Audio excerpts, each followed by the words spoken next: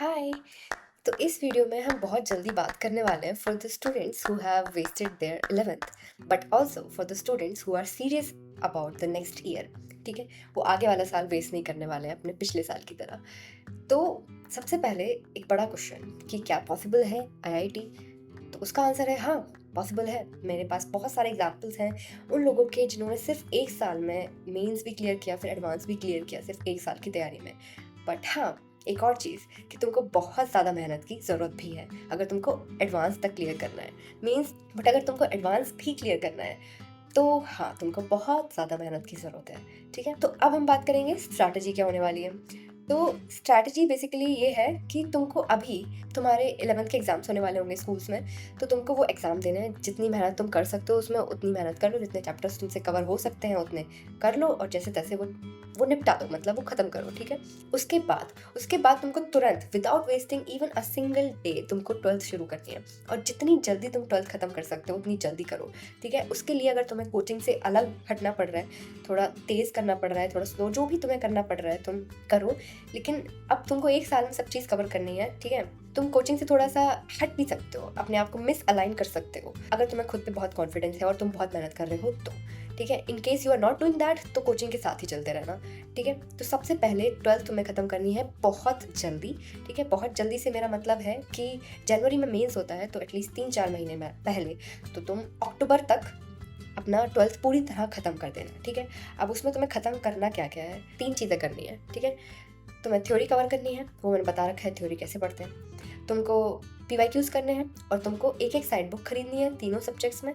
ठीक है, हर एक पार्ट की एक साइड बुक खरीदनी है और उससे कवर करना है। मतलब इन तीनों चीज़ों में तुमको 12th कवर करना है। कौन कौन सी साइड बुक्स खरीदनी है ये भी मैंने प्रीवियस वीडियो में बता रखा है, मैं इस वीडियो को शॉर्ट रखना चाहती हूँ। तो इन तीनों चीज़ों से तुमको 12th कवर कर लेना है अक्टूबर तक। उसके बाद अक्टूबर, नवंबर, दिसंबर और जनवरी में रिवीजन के लिए छोड़ दो। अक्टूबर, नवंबर, दिसंबर इन 3 महीनों में तुमको 11th करनी है। ठीक है, 11th में जो चैप्टर्स तुमको ईजी लगते हो और जो थोड़े कंपैरेटिवली ईजी हैं या फिर जिनको पढ़ने का तुम्हारा मन कर रहा है, जिनसे तुम शुरू करना चाहते हो, तुम उनसे 11th अपनी शुरू कर सकते हो और चैप्टर्स ऐसे ख़त्म कर लेना 3 महीने में, जितने तुमसे मैक्सिमम हो पाए उतने। ठीक है, उन चैप्टर्स के लिए भी तुमको इन 3 चीज़ों से ही करने हैं।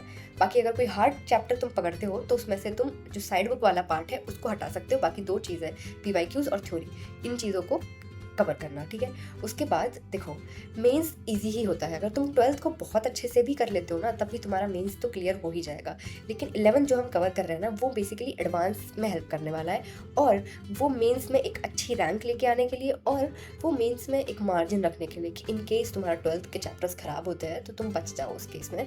उस केस के लिए तुम 11th कर रहे हो। ठीक है, उसके बाद जैसे ही मेंस ख़त्म होता है, जनवरी में तुम्हारा ख़त्म हुआ, उसके तुरंत बाद तुमको अपना एडवांस की तैयारी शुरू कर देनी है। ठीक है, मतलब उसमें अब तुम बोर्ड्स के चक्कर में मत पड़ना। ठीक है, इतना तुम्हारे पास टाइम बचा, तुमने छोड़ा नहीं है कि तुम बोर्ड्स के लिए भी अच्छा मार्क्स एक्सपेक्ट करो।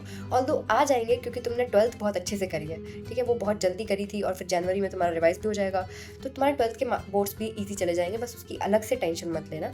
जैसे ही तुम्हारा जेईई मेंस ख़त्म होता है उसके तुरंत बाद तुमको अपने एडवांस की तैयारी शुरू कर देनी है। जो चैप्टर्स तुमने 12th के अच्छे से किए थे और जो चैप्टर्स तुमने 11th के अच्छे से किए थे उनके एडवांस लेवल के क्वेश्चंस तुमको लगाने हैं। ठीक है, तो ऐसे करके एडवांस की तैयारी भी हो जाएगी और हाँ, ये बिल्कुल पॉसिबल है। ठीक है, मैंने इस वीडियो को काफ़ी ज़्यादा छोटा रखा है क्योंकि मैं टाइम नहीं वेस्ट करना चाहती थी बच्चों का। ऑलरेडी तुम लोगों ने एक साल तो वेस्ट कर ही दी है।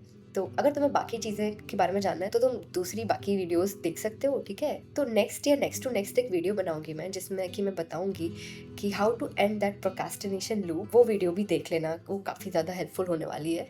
And I think this video helped you. और अगर तुम्हारे और भी कोई ज़्यादा क्वेश्चंस हैं तो तुम कमेंट सेक्शन में लिख सकते हो, मैं रिप्लाई कर दूँगी।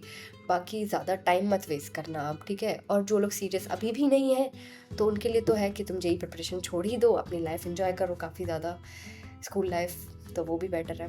ठीक है, बाकी हाँ हो जाएगा। ठीक है, टेंशन मत लो और अपना 100% दो। एटलीस्ट अब एक साल तुम इंश्योर करो कि तुम खुद से सेटिस्फाई रहो कि हाँ, मैंने तो अपना 100% दिया था इस एक साल में। ठीक है, बाकी हो जाएगा। ठीक है, okay, bye bye, all the best, take care.